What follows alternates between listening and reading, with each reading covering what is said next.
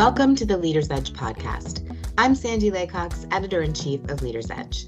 In this episode of our Personal Lines podcast series, Leader's Edge Associate Editor Chris Hand talks with Steve Sublett, Senior Director of Employee Experience and Engagement for CBIZ. They discuss Steve's childhood growing up on the grounds of an Illinois juvenile state penitentiary where his dad was the warden, and how that experience has shaped his life in numerous ways. They also discuss his role, how he got into insurance, and what's kept him here. I hope you enjoy this conversation. We are here with Steve Sublett, Senior Director of Employee Experience and Engagement at CBIZ, and you are in San Diego. Steve, thank you so much for taking the time to talk. Thanks for having me. Let me ask you, first of all, you grew up near Chicago. Obvious Yes. First question, Cubs or White Sox? Cubs. I bleed Cubby blue. Okay. Why Cubs?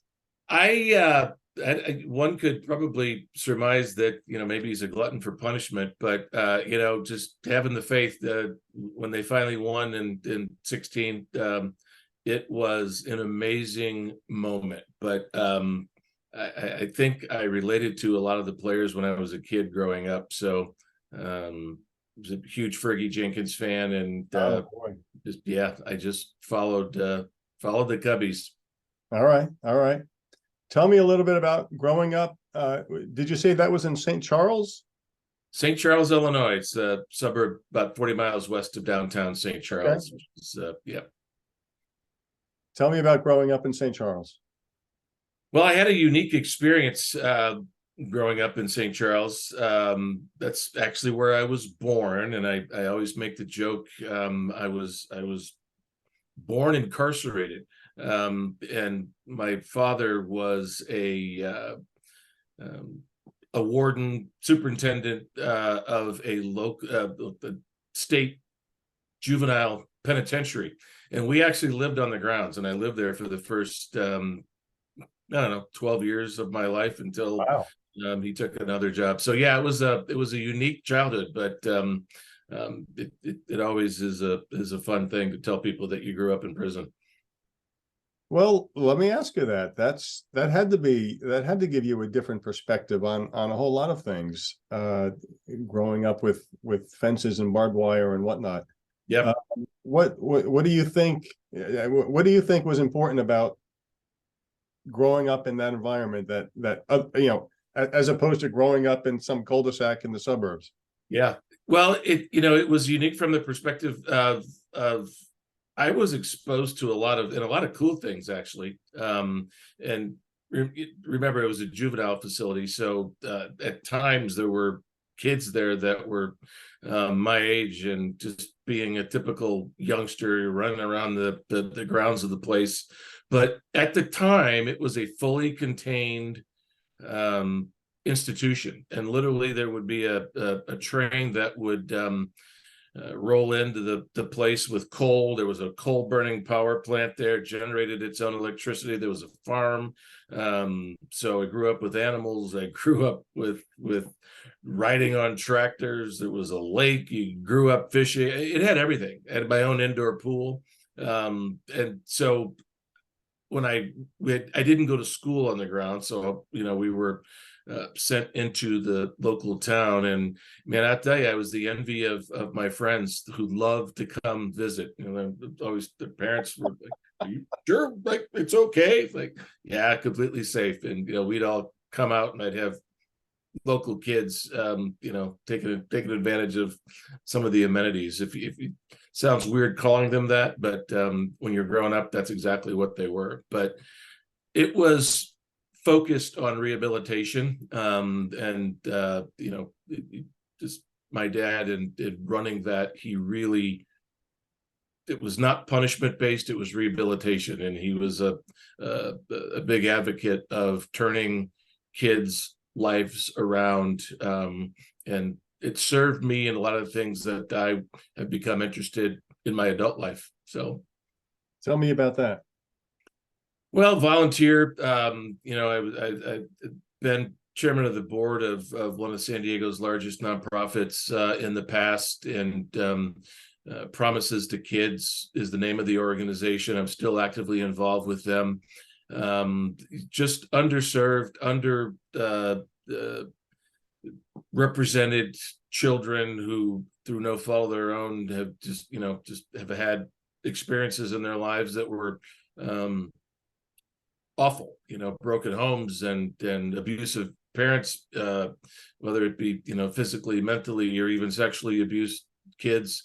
Working with that organization to provide them a path forward is one of the focuses of that group, through scholarships and mentorships, and a lot of the things that they do is a lot of the things that we've instituted here at CBIZ, mentorship programs, and just how do you develop people and provide them with professional and personal development that is so critical to all of our successes. Wow. That is a different childhood. Yeah, it definitely was very unique and very unique. So, did you have any interaction with the incarcerated kids? Yes, I did. I probably, much to my parents' chagrin, I'd be on my bicycle riding around the grounds, and at the time when you're a kid, they're just kids, and so I'd hop off the bike, and if they're playing baseball, I wanted to play baseball too, because and basketball. So yes, and just there was never any problems, and just getting to know some of the challenges that they had, but and I say that, but there was always a watchful eye. There was certainly wasn't total free reign, but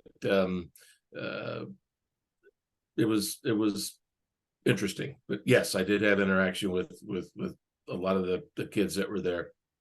So these are kids who were, I guess, under 18 years of 18 years. Yes. I guess. Yep. Okay. Wow. Yeah. Did you have, I'm wondering, for example, in high school, did you have a favorite class?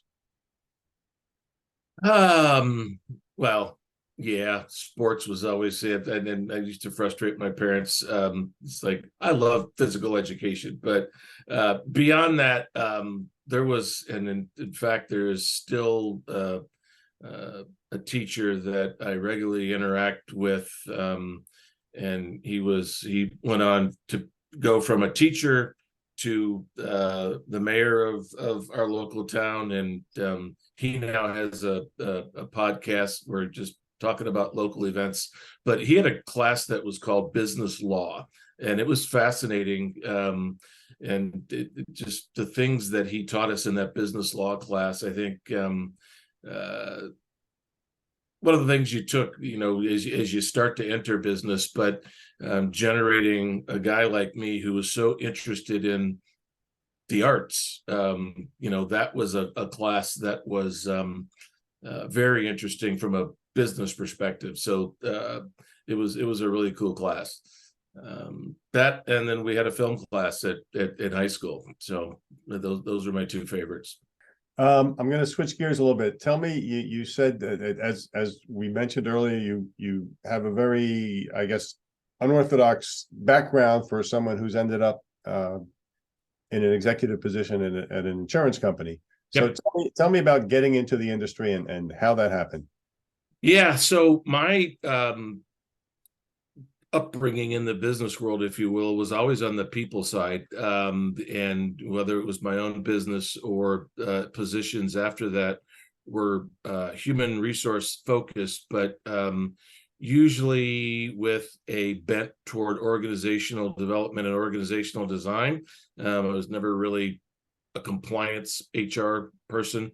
How do you develop and provide people, because at the end of the day, companies are all about their people, provide them the tools necessary to succeed and to thrive. So when I got to CBIZ in 2008, my first role was actually in HR. And then I was asked to, because I was in San Diego, we had one of our product lines out here that was headquartered here, and we had some leadership issues in a couple of our insurance lines, and they said, "Hey, can you step in and would you like, I can, I don't really know." So, yeah, but you've got a team. So anyway, I jumped from human resources right into at first our individual life insurance practice, and then from there our employee benefit practice, and then working closely with division presidents to have a touch into all of our insurance product lines, but really focusing on the operational piece. You're the Senior Director of Employee Experience and Engagement. Tell me what that means. What's your job? Yep. So when I got here, we had probably a little bit less than 2,000 people, and now we are soon to be 7,000 individuals. And so we've experienced a great deal of growth, and we've had a great deal of organic growth, but we've also had a great deal of acquisitions. Acquisitions is one of our growth strategies. The importance of assimilating and coalescing all of what I call these different microcultures into one cohesive unit that rely on each other is critically important. And from an operational standpoint, focusing on, and especially nowadays with the advents in technology and people who are going to come and work for an organization need to feel confident that a company understands them and what they need as a person, and really focusing on the individual. We focus on retention, we focus on reward and recognition, and really putting together a system where you can listen to the employees early on, and it made sense. We were very prescriptive with, like, here's what you need to succeed. And now as a company grows, you've got to really make sure that you're taking the time to listen and make your strategic decisions based on what people are telling you. And so that's really the focus of the employee experience and the employee engagement. And it's all encompassing. And we've expanded that. And something else that's near and dear to my heart is focusing on our diversity and inclusion efforts as well. I was going to ask you about that. So tell me about that part of it, because I know that's you're deeply involved in that. Yeah. It's been interesting, and it's like I said, it's been something that is near and dear to my heart. And this is something, I'm going to go back in the Wayback Machine. Growing up when I did and where I did, at the time period I did, just at the height of the civil rights movement, you become post time frame acutely aware of a lot of things, and maybe you weren't acutely aware of when you were a kid. But going through just either being an entrepreneur, working for different companies before I got to CBIZ, you start to see some of the challenges, and you start to see the availability of creating opportunity for underrepresented groups, and especially in the financial services and the insurance industries. They have historically not been incredibly diverse, and so there's a business case for that. And then there's just one of our core values here is it's the right thing to do. but you got to do it right, and that's one of the things I think I'm most proud of is, making sure that we do it right. Diversity and inclusion gets a bad rap oftentimes for being divisive, and I get that, and so making sure that in the process of trying to be inclusive, that we're not being divisive, and that we understand each and every one of us, regardless of your background.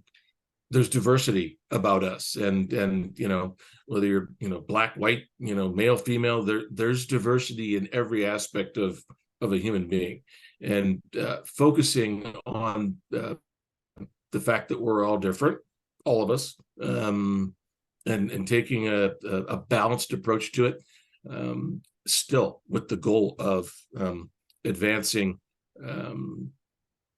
just progress in that area. It's been interesting, it's been fun, been sometimes frustrating, but I like to think we've learned a lot, and that we're taking steps in the right direction. You've been in the business, you said you got to CBIZ in 2008, so you've been in the business for 15 years. What's kept you there? Well, for me here, I've been extremely fortunate in my career. I've had the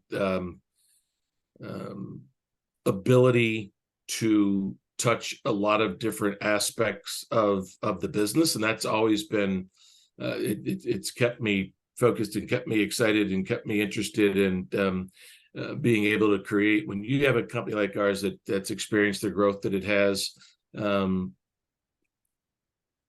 you are always not necessarily reinventing, but trying to stay abreast of just all of the things and all of the. I'll use technology as an example. The technology differences between 15 years ago and now are like on a Richter scale. They've just exponentially grown so fast, and being able to stay out in front of those things and figuring out where you take advantage of and apply some of these advances to where you are in your business growth. It's a very rewarding business, but people who are in it, they work really, really hard. And, saying thank you only goes so far. You've got to show your appreciation, finding ways to do that, and making it heartfelt, making it tangible so people can actually feel your appreciation for what they do. It's been fun. All right, I really, really appreciate your time, but thank you for taking the time to talk with me. Thanks for doing this. I appreciate it, and I'm honored to be a part of it. So thank you. That was Steve Sublett, Senior Director of Employee Experience and Engagement for CBIZ. I hope you enjoyed the latest in our Personal Lines series. For more episodes, go to leadersedge.com.